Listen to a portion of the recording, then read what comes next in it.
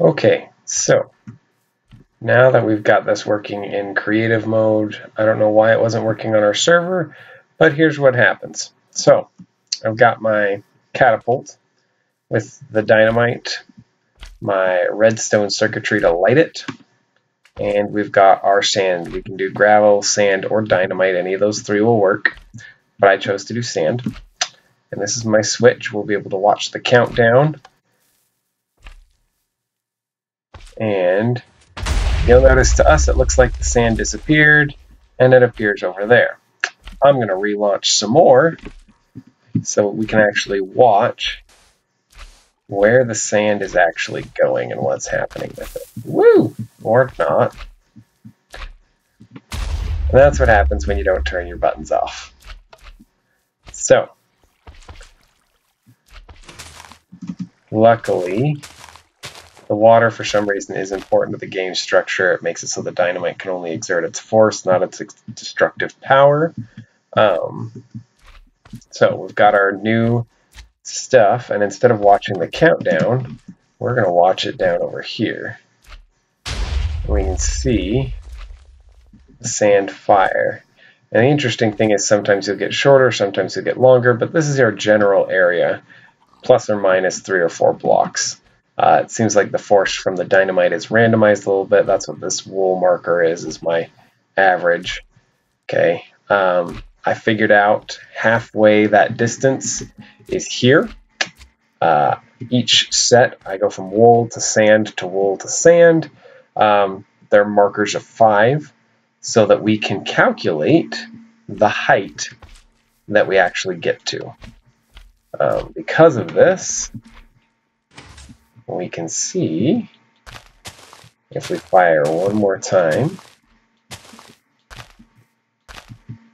with our dynamite, we'll actually be able to look at, we'll just kind of get up over here and we wait for our explosion. And there it goes. You can see it kind of passed this block right here.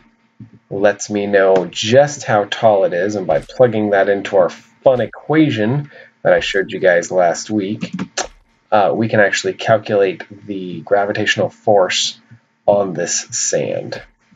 Anyways, and just so you can see that it's not rigged, I mean, that is the fun way to do it, but you can vary the amount of explosives you use. And this would be a fun experimentation thing with the students is, you know, if I only have 3 blocks of dynamite, how far will it launch my block? And you'll see the launch is significantly shorter. It seems to, the way the program's set, it doesn't matter so much how far back the dynamite is as long as it's in a line. The more dynamite you fire, the greater the force exerted. But the cool thing is once you've gotten through and calculated the force of gravity and you've got the x-axis movement of your sand or your gravel, you can actually use this to calculate other forces besides gravity in Minecraft. You can actually calculate the force of a single stick of dynamite. And so it gets really cool because normally I would have my kids use the set 7, and then we can hypothesize. I think it's 7. Ooh, let's see. 1, 2, 3, 4, 5. It's 6. We can hypothesize based on those 6, knowing how far it will go. We can calculate the force as an average of how much 1 should exert, and then we can test it. How much 2 should exert, and we can test it and verify whether our hypothesis is correct.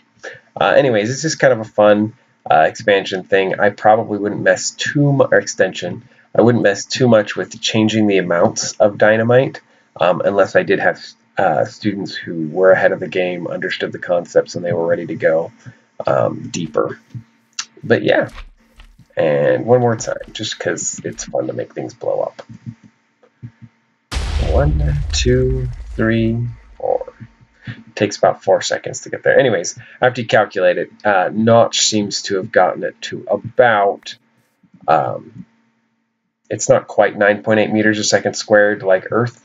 It's actually a slightly heavier, and the running joke is it's why water in this world is so heavy, why it's so hard to swim.